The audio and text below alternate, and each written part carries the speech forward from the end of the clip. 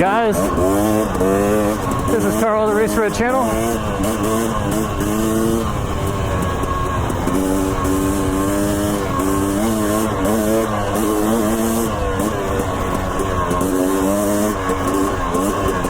There are some rocks out here. Man, I'm missing some of these by inches, maybe even millimeters.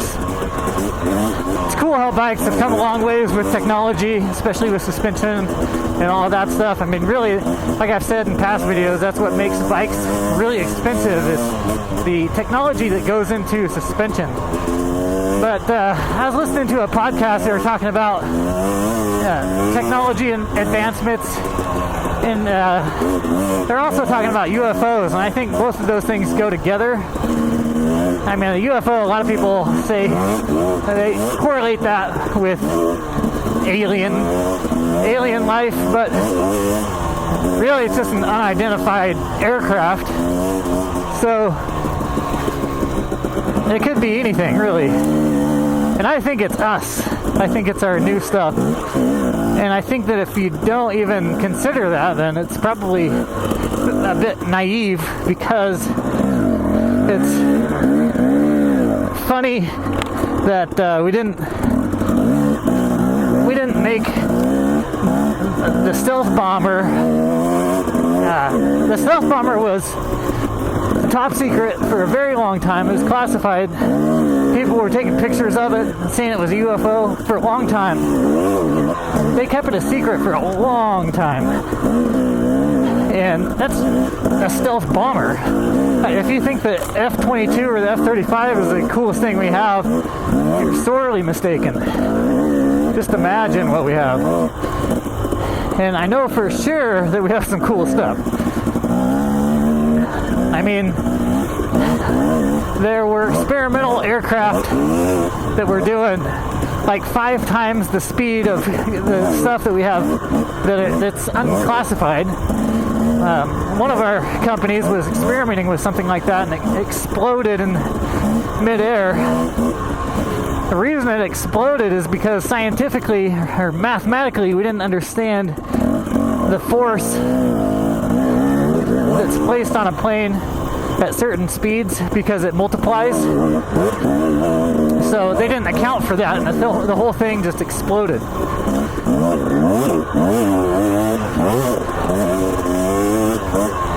And we still use the A-10, which is a flying tank, basically. It's the aircraft that we use here in Idaho a lot. It's got dual engines, and they are extremely quiet. It'll sneak up on you so easily. It's got a 30mm minigun, and that's the one that I worked with quite a bit, is that minigun. And that is a beast of a weapon, but it was stolen from Hitler in World War II. A lot of people don't know that. A lot of stuff we use today, and stuff that is unclassified, was stuff that we found from Hitler that he never really got to put in commission. So we have a gun that can basically shoot 30mm, 3,300 feet per second, 4,200 rounds per minute, 70 rounds a second, all different kinds of rounds. Probably not allowed to talk about the different round types, but anyways, it's a beast 7-barrel minigun that a jet is built around, and it's so mechanical. Everything about the A-10, the electronic part of it, I mean, there are huge wiring looms and stuff like that, but for the most part, it's at least somewhat mechanical. So when it comes to like digital warfare, you can't really mess with it a whole lot. That is a pretty cool thing. I mean, we have boneyards that are filled with jets like that are still operational.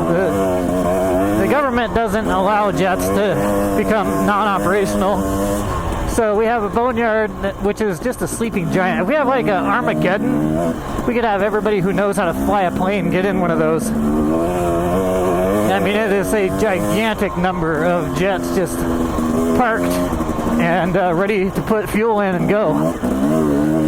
It's all old stuff, though. So back on the topic of technology, that stuff is old. Like, you step inside the A10, it's old. I mean, it's the way things go together and everything, it's just clearly not something that's top of the food chain, technologically, that is. Sometimes that might be a good thing, who knows?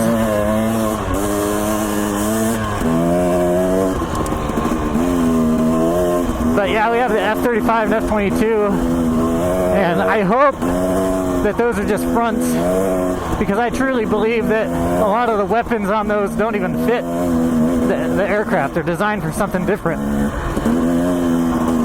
So I think it's just a front. I think if we went into World War III, it would look like Star Wars out there.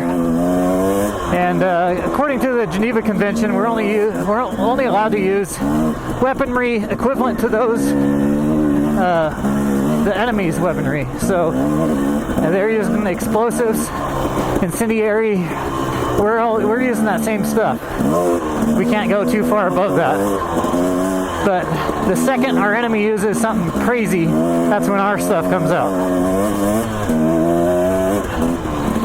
But I think we're breaking the Geneva Convention anyways. I'm getting off on a tangent there, but I don't think shooting people off of donkeys with a cannon from miles away is a form of warfare that is in line with the Geneva Convention. But back to the technology of it, we're using some wild stuff, but not nearly as wild as what we have. There's definitely stuff that we have that nobody knows about, and very few people come to that conclusion. Everybody's like, oh, it's got to be aliens. Like, if we have advanced to the point where we can travel at the kind of speeds that they're saying we can, then we're definitely not having pilots in it anymore. Like, it would just make no sense to have a pilot in that aircraft. It's got to be unmanned. We're already using unmanned drones. Why not have the pilot sitting safe at home somewhere? I feel a little... My front tire is feeling a little wonky. It might be a little low.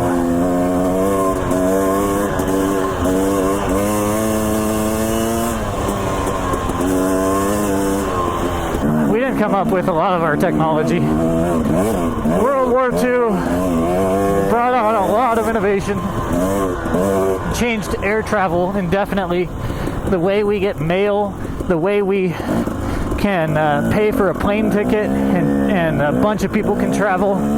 It has all completely changed because of World War II. We started building aircraft that could carry a lot of people and a lot of equipment. And today we are where we are because of a war, basically. A lot of good things came out of that war. And that creates opportunity in the long term. Makes me feel like we create wars too, though.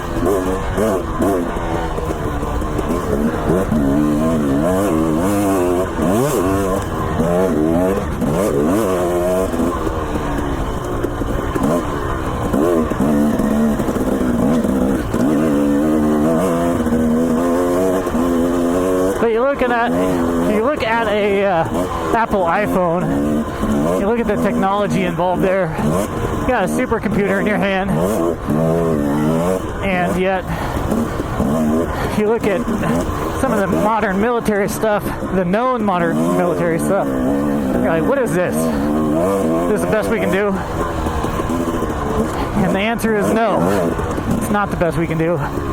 It's the best that we can show.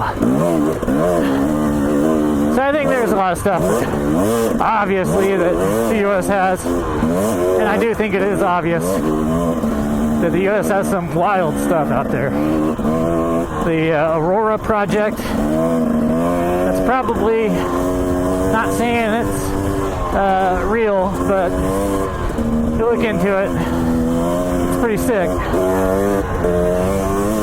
And this is, everything I've said right now is public knowledge, so it's not like you can just go online and find this stuff out.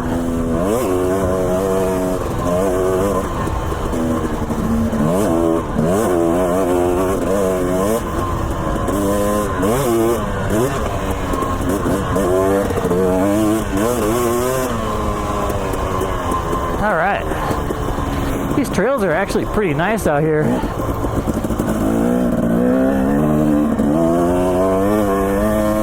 So yeah, let me know what you guys think. Are UFOs aliens? Or is it us? Or is it a different country? There have been pilots that have, Navy pilots that have followed these things around. But I think that there are different levels to the government in such a way that a Navy pilot would have no idea what that thing is because it's so far outside of his jurisdiction. Even if it is us, he wouldn't know. He's going on radio shows and stuff talking about it, talking about how he followed this tic-tac object going, God only knows how fast. He couldn't even clock it. It was moving so fast. Whatever it was had anti-gravity capability. Like, pretty bizarre technology, and it is technology that I would think we would have by now. The stealth bomber was made way back in the day, and it's basically newest thing that we've shown the public, other than maybe like the F-22 or 35, which are both junk in my opinion. Yeah, whatever it was, the pilot was describing that tic-tac object, and it flew into the ocean. So whatever it is went under the ocean. So now I'm basically 100% sure that we have bases under the ocean. I mean, why not?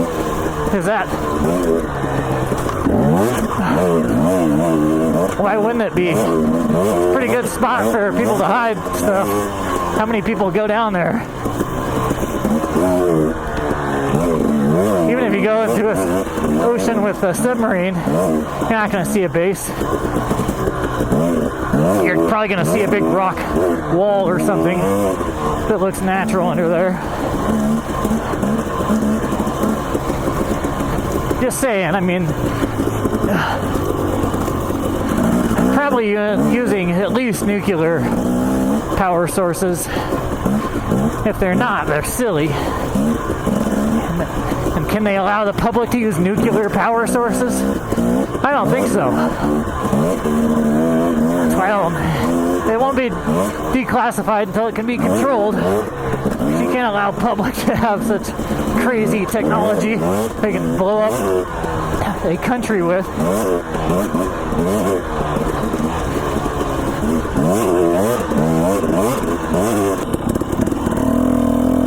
Surprised Daddy Government hasn't shut this down. Big Daddy Government doesn't like any single track. They want all razor trails because that's what they can use easily.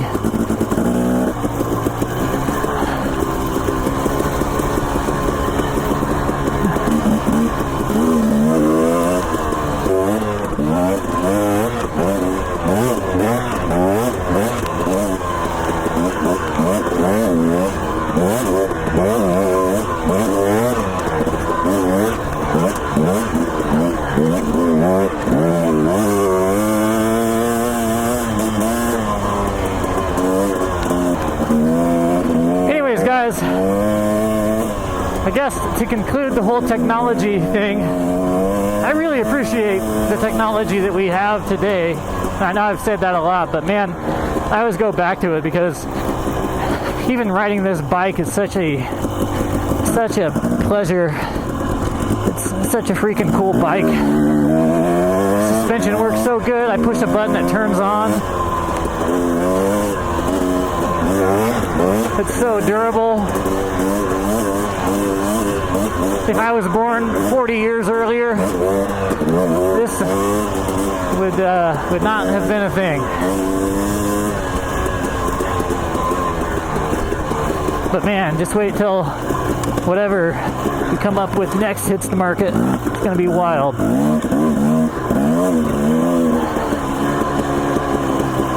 Hopefully it's not electric, unless they really make electric work.